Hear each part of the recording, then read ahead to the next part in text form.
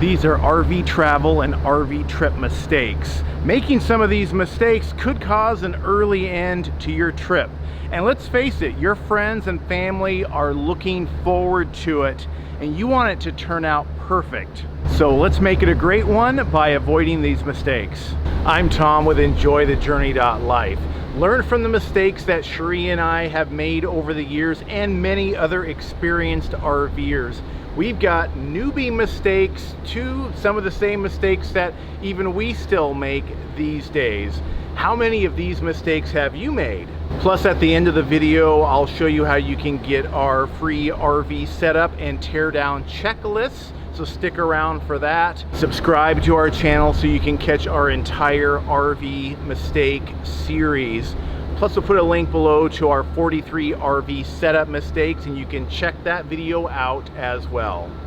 And links to all of the products and services that we are using will be down below in the description. We are going to divide this video into 3 sections. The first one is before you even leave for your trip. Everything to do at home before you get on the road. The next section will be actually on the road and traveling to your destination. And the final section will be when you're at the campground, but before you get to your campsite. Yes, this is important. Make sure you watch that section at the end. All right, let's get started with the first section. This is before you leave on your trip, where you still have the RV at home.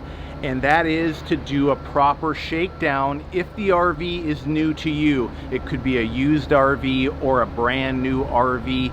It doesn't matter, but if it's a new to you RV, you want to plan a short trip, maybe 100 miles away, you and your significant other, and don't bring kids, don't bring pets, don't bring friends.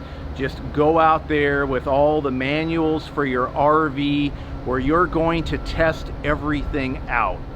You are likely going to have problems with some of the items in your RV.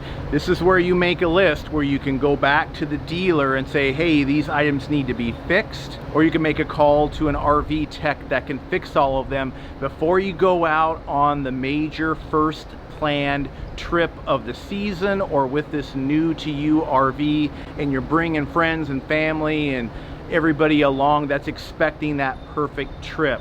Now you might think, I can do all of this in a driveway.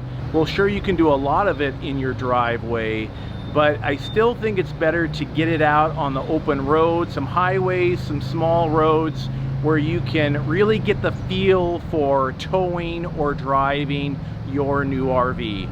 Plus, you want to practice backing it up as well. You can go to a large parking lot, maybe a Walmart, Home Depot, something like that, away from other vehicles, and practice backing up, because again, it's kind of cool to get to a campground and nail it the first time and not struggle for a half an hour trying to get into a spot with your new RV. I know you're excited to get your new to you RV or brand new RV and race out there as soon as you get it, especially with all the delays and deliveries this year. But believe me, we see the horror stories on Facebook pages all the time about how their camping trip was ruined with all of the issues that they discovered. So work through that first before you bring the friends and family and bring everybody out to have this really fun trip. Work through all those details first. And the next RV trip mistake is not having the right apps on your smartphone.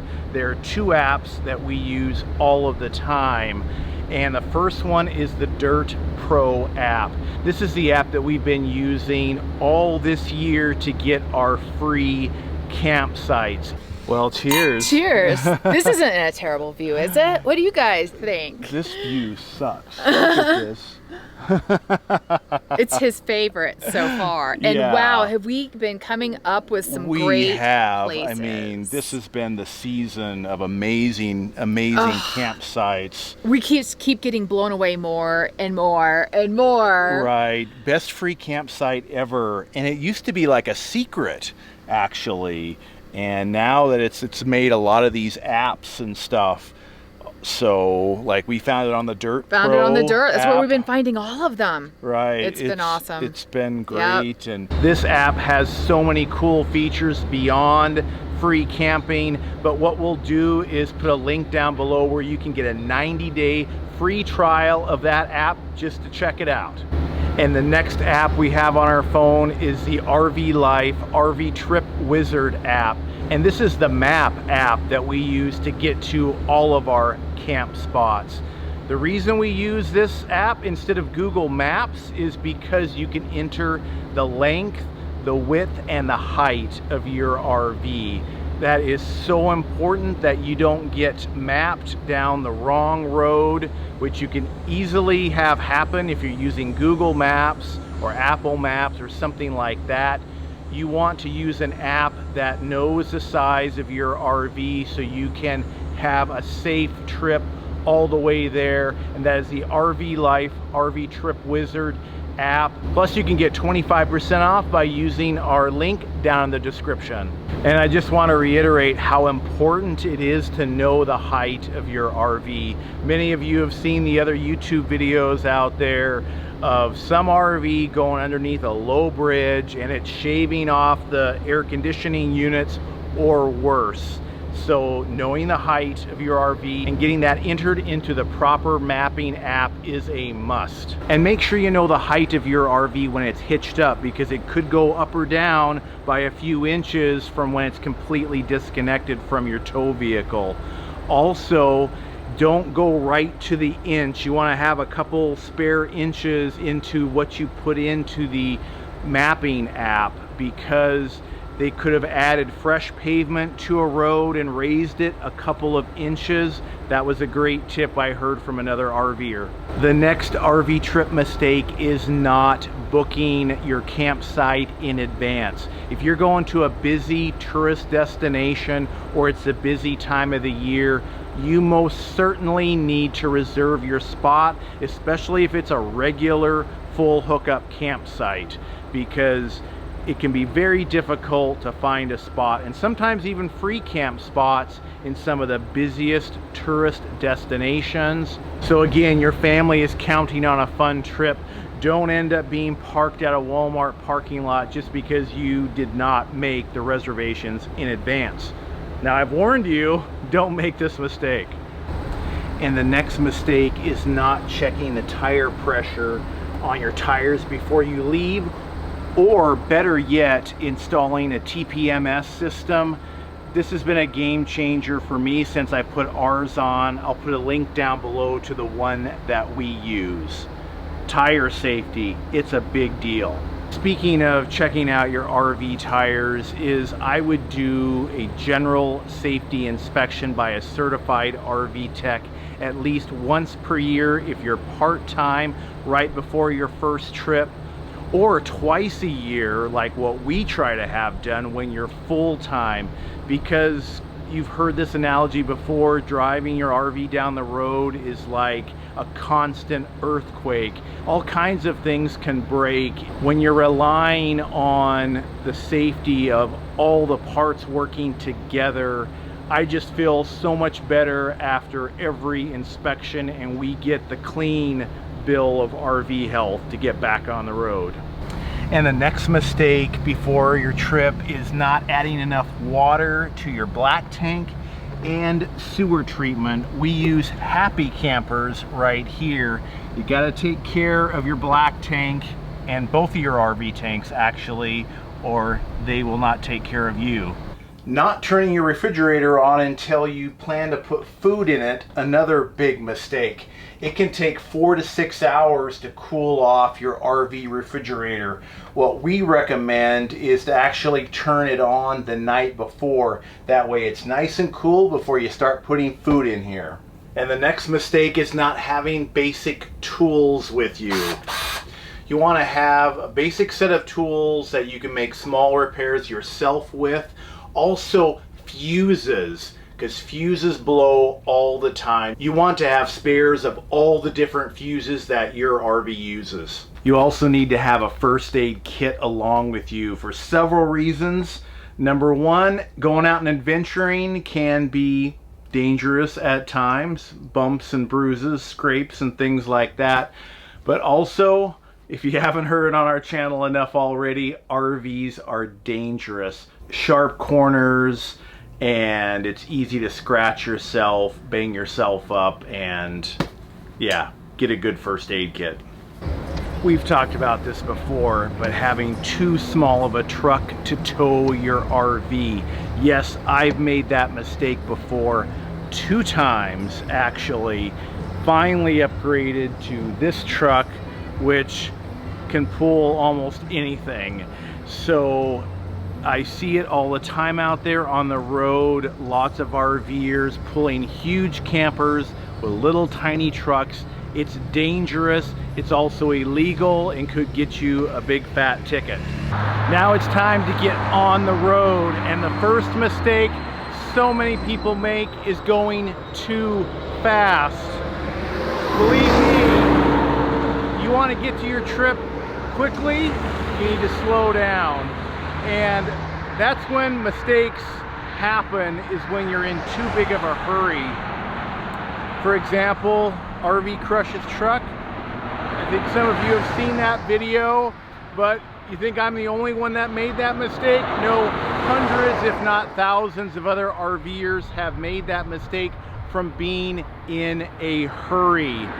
And also, some RV tires are not made to go more than 70 miles per hour or even less than that on the roads. You're actually in danger of having a blowout.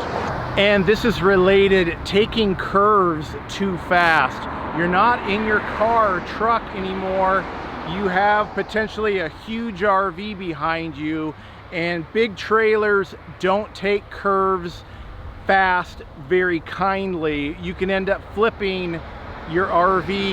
Don't think it's happened? That's another YouTube search you can do. Just look for some of those unfortunate accidents and mistakes. And the next RV travel mistake is not doing a quick safety inspection on pretty much every rest stop or restroom break. And so just a quick little check of everything. I like to do a walk around the RV, especially checking the tires, you know, just doing a visual inspection that the shackles and the leaf springs all look like they're good, that there's no little issues, nothing hanging down at all. I also look up, and you know, we've got a bent awning arm back there. Check and make sure that that is still locked in. The kayaks do loosen up sometimes, so I check that, make sure these straps are all tight, and yeah, just a couple of minutes just to check everything. Oh yeah, and I'll make sure that the safety pin, electrical, all of that stuff is good with the hitch. And that is the quick safety inspection. Now, time to get back on the road. And this might seem kind of basic, but not planning for time to use the restroom. I have gotten on so many long RV trips where you get caught in construction. There's no place to pull over, no exits. And when you gotta go, you gotta go. So plan your restroom breaks, believe me. Just because you have a bathroom on board doesn't mean you can just stop anywhere to use it. And our next RV trip mistake is not using a diesel fuel discount card like the one we use right here, the TDS card. It saves sometimes 20, 30 or more cents per gallon off of diesel. This is a great help for saving money on fuel, especially this year with fuel prices so much higher. And I'll put a link down below where you can sign up for the card that we use. And speaking of filling up with fuel, beware of gas or fuel deserts. I wouldn't let your tank get maybe less than a half to a quarter at the least before filling up, because like we're traveling through North Dakota right now and we haven't seen a fuel station for a long ways. So nice to find this Flying J right here. So don't run out of fuel. And the next RV trip mistake is not knowing your tail swing. This really only affects the larger fifth wheels and trailers. Is when you're going to make a turn, your back side swings out farther than where you were originally. I know it's kind of a crazy concept, but like this is scaring Cheri all the time when she's traveling behind me in the Jeep. So she often reminds me over the walkie-talkie to remember the tail swing. So a couple of tips on that: swing wider, don't cut too tight. Also, don't get too close to the line to the next lane, either oncoming traffic or the next lane over, because that's where you don't want the tail of your RV to swing into. And our next mistake is not planning your food in advance. And this is several different things, not just food on the road. If you don't want to have to stop and eat fast food or slow down, obviously making food in advance so you can eat on the road gets you there a lot quicker.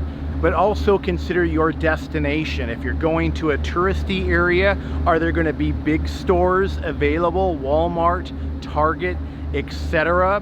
The prices might be higher.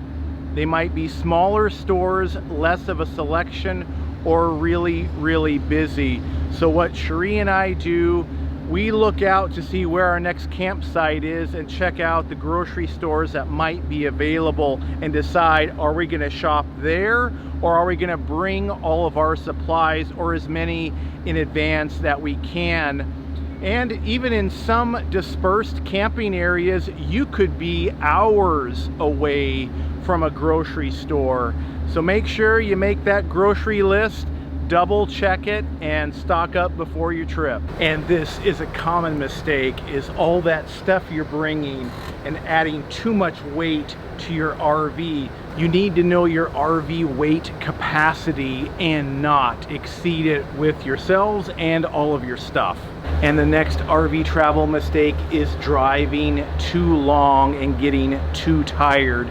You definitely want to be alert, so if you need some caffeine or you just need to stop a little earlier for the night and get your rest and continue on the next day. And actually, a related travel mistake with an RV, especially for larger RVs like the one we have, is traveling at night.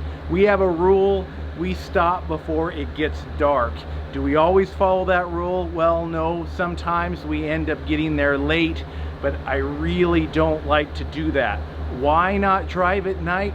Well, stuff can be in the way, especially when you're pulling into a busy campground or campground with a lot of trees, because you can't see everything as well as you can during the daytime. And also, just being on the road, it's easier to see issues with the RV. Cheri can see it from the back, she's following in the Jeep, or I can see it out of one of our side mirrors. And at night, it's just pitch black. So if you've got a big RV, I wouldn't recommend driving at night. Smaller RVs, probably not a big deal. And this next section is for when you actually get to the campground or RV park. Think you're just gonna check in and race to your campsite? Well, slow down again, because these next steps are critical, especially if you have a big rig. So what we do is we'll stay parked in the front of the campground or RV park and take the Jeep in to scout the campsite and kind of make a plan for our back in or pull through or whatever that's going to look like. And this helps us to get into some of even the tightest camp spots by making sure we have a plan of action before we get to that site. So for example, you know, you've got trees in areas with low branches and things like that. You need to scout that kind of stuff out. And when you get to your campsite, you've got to check several different things. And one of the first things is make sure nobody is already parked in your campsite, like what happened to this gentleman over here. They've got to find him a different campsite. You want to make sure you've got a nice, wide, clear pathway to get to your campsite, that there's no other vehicles or RVs, things that are in the way. Once you get to your campsite, you want to check the power. Bring along your surge protector to plug into it and make sure it works. Like just in our very last campsite, when I was checking the power, 2 power outlets were bad. I had to go to a third one, and that one finally worked. Yes, it's a common thing. Also, I will check the sewer connection and the water, turn the faucet on to make sure there's actually water there. At that point, what I would do is, you know, if it's a really big spot and you've got a choice to where to put your RV or camper, look for the most level spot that you can. Plan for the position that you want your main living side of the RV to be, the best view, the best shade, all of those things in advance. If you end up finding a problem with getting to your site or the site itself, at least you haven't started to go that direction or started setting up and discovered it after the fact, you can always go talk to the camp host or the front office to see if they can maybe get you a different site. So now it's time to set up your campsite and get to having some fun. You can get our complete RV setup checklist and a teardown checklist by following the link below to subscribe to our newsletter, and we will get those emailed out to you. Now, the next video in the series is 43 RV setup mistakes, and I'll put a link down below to that video as well. Make sure you subscribe to our channel so you can catch all of our videos and other videos in our series on RV mistakes. Give the video a like if you enjoyed it, and be honest, what RV mistakes that we listed here have you made? Go ahead and comment down below. Share the video with your RV friends. And for now, I'm going to get back to the concert here at WeFest in Detroit Lakes. And remember to enjoy your journey. Head for the sun, follow your footsteps, edge of the world, right to your doorstep, home, anywhere you wanna go, beyond the stars.